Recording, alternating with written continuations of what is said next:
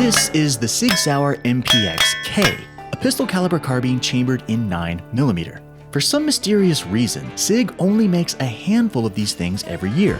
As a result, they are extremely rare and everybody wants one. Turns out, scarcity makes the MPX a bit of a unicorn in the shooting world. So if you're ever lucky enough to see one out in the wild, whatever you do, don't blink, because there's a chance you might have just seen a ghost.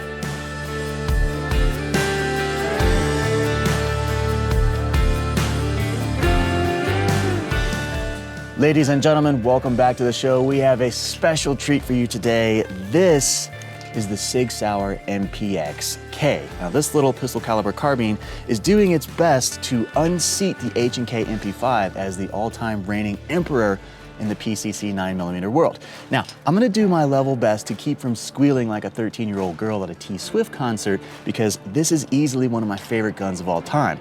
We have a whole lot of awesome to unpackage here. So, let's get started.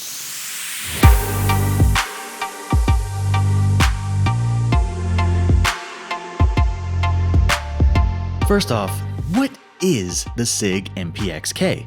It kind of looks like an AR, but also it kind of doesn't. It has the long, skinny banana magazines like the MP5, but it's definitely not an MP5, nor is it one of the many MP5 impersonators. Apparently, it can be a pistol, it can be a rifle, and it can also be something in between. So without getting too technical, the MPX is a shape-shifting chimera unicorn thingy which only appears in dreams. This entire show is just an illusion because no human has actually seen one in real life. Alright, now that we've nailed down a perfectly rational definition, let's get down to brass tacks. This gun is pure awesome. It runs like a dream, sending bullets downrange with ease, all while gently subduing anything that could possibly resemble recoil. The MPX is fully ambidextrous, featuring a mirror image safety selector, bolt release, and mag release on each side of the weapon. This makes it especially attractive for left-handed shooters like me. And the trigger. What is this thing? It's some sort of metal blade coming out of the gun like a mysterious steel stalactite. When you squeeze it, it barely moves, but it moves just enough to send a round downrange without pulling the gun to one side, and then it resets almost without moving at all. And before you know it, the next round is long gone. And of course, the trigger. Light, crisp, precise. Holy smokes, that is something else. And the reset, only a tiny little bit. Right there it is, and you're back in action. I just don't know how you could ask for a better trigger on a better rifle. The Timney trigger is easily one of the best in the business. It has a clean, crisp break with absolutely no play whatsoever. And at the risk of lighting up the comment section, I would even go so far as to say this trigger rivals a great many 1911s I've shot over the years. Another thing that people really like, this gun was made to be modified. There are virtually endless configurations that you can apply. So if you're looking for something that you can customize to your exact preferences, this thing is going to give you lots of options. The proprietary polymer Sig magazines are super expensive, but they are really well made. And it turns out the unicorn is not picky when it comes to feeding time. It chews through just about any ammunition you could ever give it with no trouble whatsoever. The all-metal frame is rugged, giving the weapon a healthy weight, which also serves to further reduce recoil against the soft-shooting 9mm cartridge. Rack the charging handle and you can just feel all of the expertly machined metal parts sliding past one another with precision tolerance. You know how some guns just feel cheap? Yeah, this is the exact opposite of that. Clearly, I could gush all day. I've been a big fan ever since the very first time I got my hands on this thing. All the same, if you are here watching this, my guess is that you are doing research to see if the MPX-K is right for you, and I want to do my best to help you make an informed decision. So here are a few things you probably want to know. Let's start with price. If you've made it this far, you likely know that the MPX joins a rather exclusive club of very expensive hardware. Pistol caliber carbines have become quite popular in recent years. This means that many of today's top gun manufacturers are all working hard to build high-quality weapons to meet this new demand and outshine their competition. This tends to drive prices up. The Sig is near the top of the high-end market. All of the guns showcased here are going to deliver very admirable performance, as well they should. But it's also important to keep in mind that the baseline price tag is typically just the beginning. The moment we start adding accessories, the dollars can really pile on. And let's face it, when things get tactical, there's no such thing as a bare bones rifle. All right, friends, let's take a quick tour of the fundamentals. Now, the Sig MPX-K is a pistol caliber carbine chambered in 9mm. It is in fact a pistol. This is a brace, not a stock. It is not a rifle, nor is it a short-barreled rifle.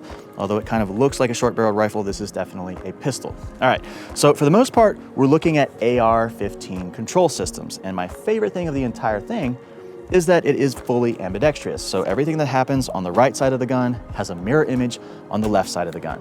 We have a safety selector, a magazine release, and a bolt catch. All of these items occur on the other side of the gun too. So if you're a left-handed shooter like we are, that makes this a very attractive option for plinking around on the range. Now let's start with the back and kind of move our way to the front. Back here we have an ambidextrous charging handle. A lot of people, the first thing they do is go through and they change out the charging handle for some giant aggressive thing. I found the one that comes with the weapon to be perfectly adequate. I've never had any problems with it, so we left the stock charging handle on there. It's just fine. We do have a Picatinny rail, which goes all the way across the very top. You can accessorize these things to pretty much no end. Anything you want to put on here, you've got plenty of real estate for doing just that. Magazines, they go in and out very easily. Again, catches on both sides, so you can switch those right-handed, left-handed, all very simple. Up front, I have actually added an 8-inch barrel to our MPX. Typically, this thing comes with a little baby 4-inch barrel, which makes it ideal for something like a backpack gun or a truck gun. It folds up very, very small. It's very convenient for touring around, getting around small spaces. But if you're kind of using this as a training device for the range, I would recommend probably the 8-inch barrel. Gives you a little bit more real estate so you can get that grip out there with a little bit of extra comfort. On the end, obviously we have a Sig Mod 9 suppressor. These are really cool. This is a 3D printed titanium suppressor that has multiple cells which you can take off, so you can make this shorter or longer as you see fit. I typically leave this in the full size configuration because the more baffles you have, the more it actually does its job as a suppressor. But as you can see, this is a very, very modular weapons platform, and you can customize it to virtually any style of shooting, and that's what makes it one of our all-time favorite PCCs. So who is the MPX for, and what do you do with it once you get it? I think the answer to that comes down to the total versatility of the platform. This gun can do a lot of different things. Let's start with the big one. Is the MPX good for home defense? I would say yes, absolutely. Any reliable 9mm pistol caliber carbine is ideal for home defense. This little gun is compact and easy to maneuver in small spaces. The 9mm cartridge is great because it gives you a good blend of stopping power without the problem of over-penetration. You don't want to have to worry about a bullet piercing through a couple of walls and then going across the street to take out the neighbor's dog. You can easily add a suppressor so that you're not going to rupture your eardrums if you have to open her up during a live fire situation. And there are plenty of ways to add a practical assortment of lights and whatever other accessories you might want. The MPX would undoubtedly be very mean in a fight. The magazines are going to offer ample ammunition to take care of business. And if you ever find yourself in the scary situation of having to take on multiple bad guys, this little Wolverine can kick some serious ass. Is the MPX good for hunting? No, that's completely silly. While I'm sure any capable marksman could use just about any weapon for hunting, that's not what this is for. Unless, of course, you're shooting cardboard targets and you're being scored for accuracy, and there's a trophy somewhere nearby. You guessed it, this gun was built for competition. Team Sig has claimed a great many national titles, and the MPX has been along for the ride on more than one occasion. The company claims that this gun is ready for competition straight from the factory, and they are certainly not wrong. The expertly machined tolerances were born and bred to deliver a rapid rate of fire and accuracy, and the modular design allows you to customize your MPX in virtually endless configurations. So the next time you attend a match, pay close attention to the top shooters standing on the podium at the end of the day. It's likely there was an MPX somewhere in the mix.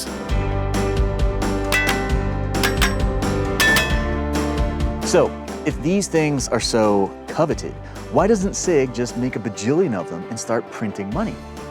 Well, this is where things get interesting. To be sure, this conundrum is a little complicated. There are a number of theories floating around which might hold the answer, or they might just be a bunch of hot gas that has about as much credibility as a fart on the indoor range. In any regard, here are a few ideas. Some seem to think that Sig uses deliberate scarcity as a tool for generating desire. If something is extremely rare, not only do people want it more, they are willing to pay more for it. Sig is notorious for producing expensive guns, and in order to justify these high-end prices, we can't just have a mass surplus of these things out there on the shelves. Furthermore, Sig has built a reputation on quality. Quality requires expertise, precision, and time. All of these elements add up, making things more expensive and harder to produce. And finally, Sig has recently won a series of massive government contracts with the Department of Defense. The P329mm pistol and the MCX Spear rifle have been adopted as the official firearms of the United States military, and these are what we might categorize as bigger fish to fry, leaving fewer resources which can be dedicated towards the building of unicorns for the civilian market. In any regard, the mystery of the MPX just seems to make it that much more interesting.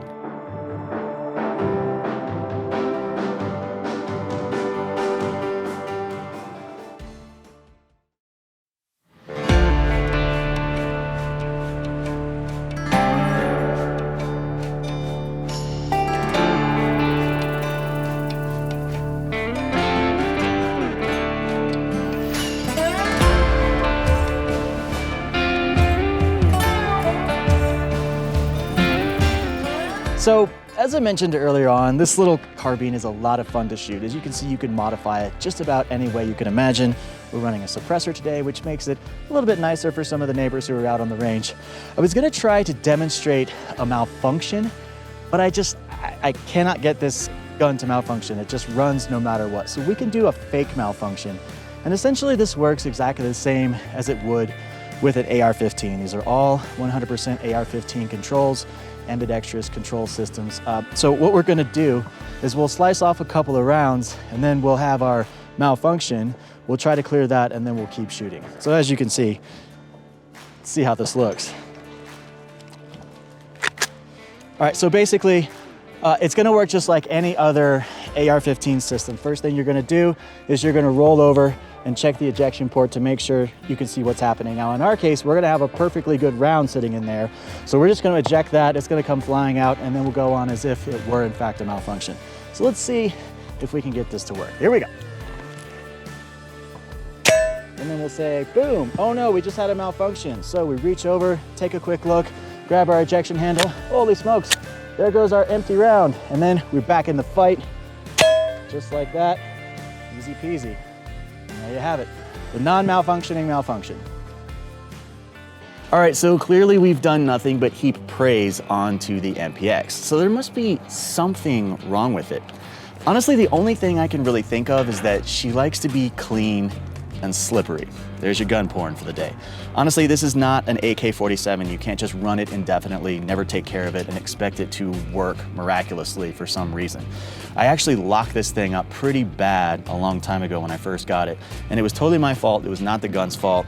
It was completely dry, full of carbon, and it just seized and stopped working. So that was really embarrassing for me, and I took it as kind of a lesson learned. So these days, I really enjoy taking this thing apart and cleaning it and taking care of it. A weapon system requires a bit of a return on investment. If you take good care of your guns, they will perform admirably for you. When you have guns that are built for competition, it's more like a Formula One car and less like a Toyota Tacoma. So you really have to take care of it. But don't worry, because if you take care of this gun, it will take care of you. So if I only had one final critique, I would say that this handguard is really fat. I mean, you basically got this little baby 9mm barrel going through there, and there's a lot of empty space inside there. Especially when you compare it to something like an AR. This has a very low profile M-lock rail, and it's just a little bit easier to grip. Now, the only reason I can think of that the engineers at Sig would want to make such a fat handguard is that they were probably foreseeing the idea that you would run any number of suppressors on this gun. Especially if you're doing an integral suppressor, you've got that big fat gas can going right through the middle there, and this oversized handguard definitely would accommodate for that. And it would even accommodate for traditional suppressors like this if you wanted to have an extended handguard to give yourself a little bit of extra real estate in the grip. But honestly, if we're just talking about how fat the handguard is, I mean, we're totally splitting hairs here. There's just nothing that you can find that's wrong with this gun at all. It's just a really, really well-designed piece of machinery. So, if one of these unicorns ever shows up at your local gun shop, you might want to consider snatching it up while you can. It's a shame that these things are so hard to find, because this is definitely one weapon that elevates the shooting experience to a whole new level. Every time I pick up a new rifle, I find myself comparing it to the MPX, and I can say with confidence that very few, if any, have ever come close to this level of stone cold awesome. All right, ladies and gentlemen, that's going to do it for today's show. Now, if you have any interesting stories about the Sig MPX, please be sure to drop them in the comments below. I would love to hear from you. Also, be sure to like and subscribe to this channel. We have a lot of cool new stuff coming up, and I don't want you to miss out. That's going to do it for now. In the meantime, stay sharp, and God bless America.